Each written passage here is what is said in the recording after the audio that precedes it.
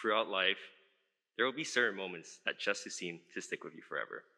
From your first middle school dance to that one time you swore to all your friends that you met Mickey Mouse. You just can't seem to forget these memories. Some of you in this room might be looking at me right now and asking, why is this prepubescent looking 17-year-old child talking about life when he has only lived 1/5 of it? Don't worry. If I were in your position, I would have stood up from my chair and walked out. Now, before you actually do that, I have to give myself a good first impression for not only everyone here, but also my future fans who will look up my name as I successfully become a Gymshark model. So hi, my name is Nguyen, and I'm honored to be this year's Pulse House Prefect. You might know me as my other Elias, such as the guy who didn't get dining hall prefect, the chicken and rice guy, or Tree Nguyen. No matter how you see me, I'm happy to be a part of this community. As mentioned before, memories are a big part of who we are as humans. As time passes by, we dwell on these memories and reflect on them, remembering not only the good, but also the bad. But by looking back at these memories, that's how we experience inner growth. Before I continue on, how many people in this room grew up playing Lego? Oh, that's a lot. For me, Lego is a big part of my childhood, since each new set would mean a day I get to spend with my father. Growing up, I didn't get to see him a lot due to his frequent work trip, and so my most vivid memories of him were the occasional Lego sessions.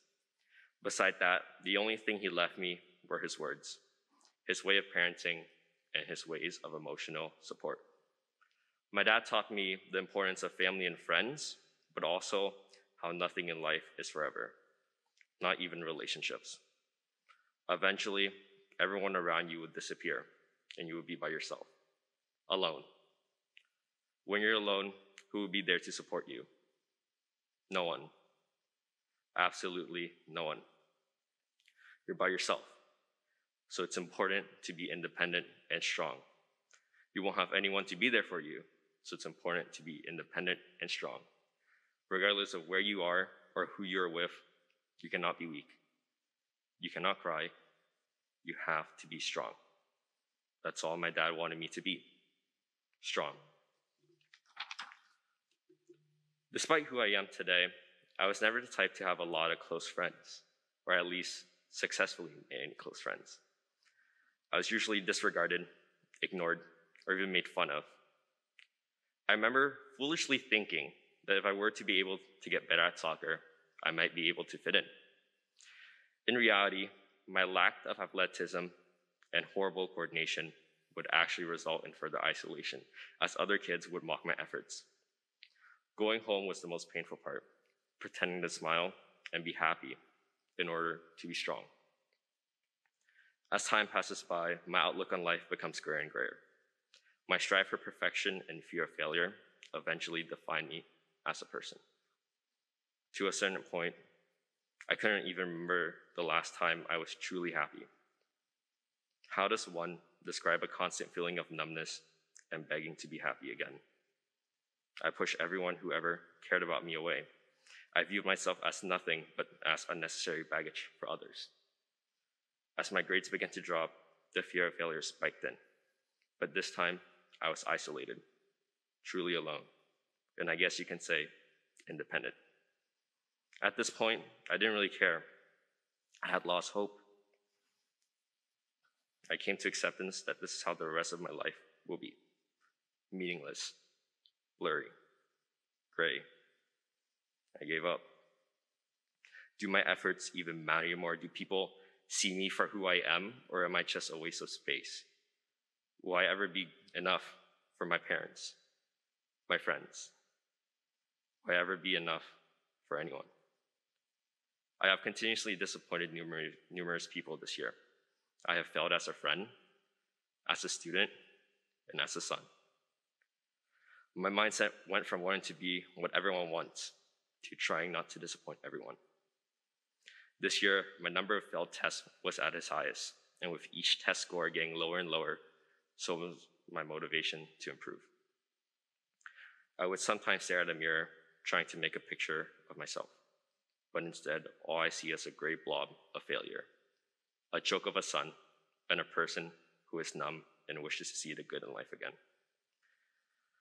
If I even were to shed a tear, the words weak, pathetic, be what defined me at that moment.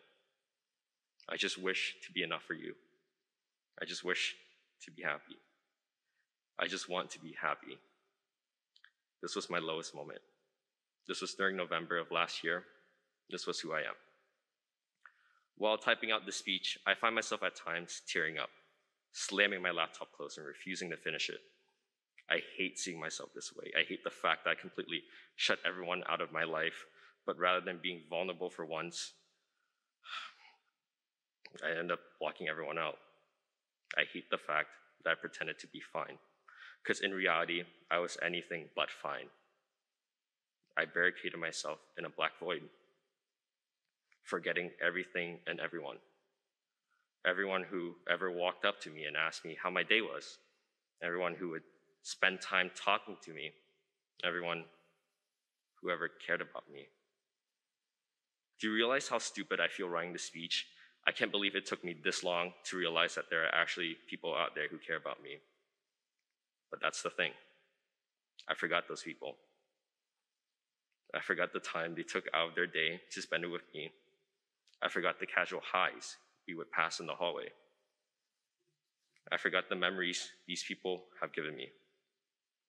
Dad, I'm sorry if I can't be the son that you wanted. I'm sorry if I'm too weak or that I'm too whiny.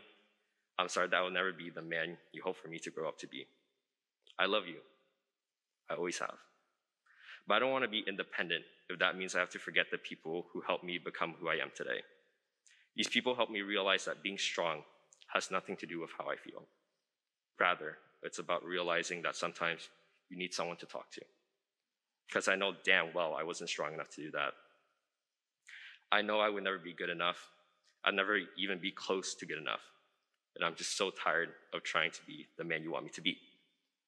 I enjoy having someone there for me. I enjoy spending time eating peanut butter at midnight, talking to people in polls. I enjoy going to the gym and benching 135 just for Mr. Berardi to swoop in and bench double my weight. I enjoy the late night walks I have with some of my friends, talking about their lives and possible boba orders. I enjoy falling asleep to Benny bedtime story after house meeting. I enjoy having a shoulder to cry on. If that makes me weak, then so be it. In fact, I believe that all things I said are signs of strength. My story is one I hope resonates with you. I wish for all of you today to never forget those around you. No matter how defeated, pointless, useless you might feel, always remind yourself of the memories you have with those who care about you. Sometimes it might feel like it's you against the world, and everyone around you hates you. But please remember that you mean everything to the people around you. Those people care about you. They wouldn't care if you take time out of the day or that you're shedding a couple of tears. They are there for you, and you are there for them. Because whether we like it or not, eventually you will meet new people along the way, and your life might get busier and busier. You might lose contact with each other, but one thing you'll never lose is the memories you made along the way. Being strong does not necessarily mean being independent or being by yourself. Being strong is being able to realize that crying is okay, that asking people for help is okay, and that being vulnerable is okay. Because at the end of the day, it is human nature for us to have bad days or even bad weeks. And it's fine to not be fine sometimes, but please, never suffer in silence. Never see yourself as a waste of space, weak, or pathetic just because you couldn't overcome it by yourself. Rather, understand it takes guts to even say the words, I can't do this by myself. Because that's the thing. It takes strength to realize that even in your darkest moment, you are never alone. Life will always be tough, no doubt. But to see everyone here taking time of their day and listening to me speak, it truly makes me feel like I mean something. To quote off an interview between Narwhal and Mac DeMarco, why should people care about you? I don't know. You don't have to, but you feel like it, I'm always here with open arms. Now please join me in singing hymn 352, Amazing Grace.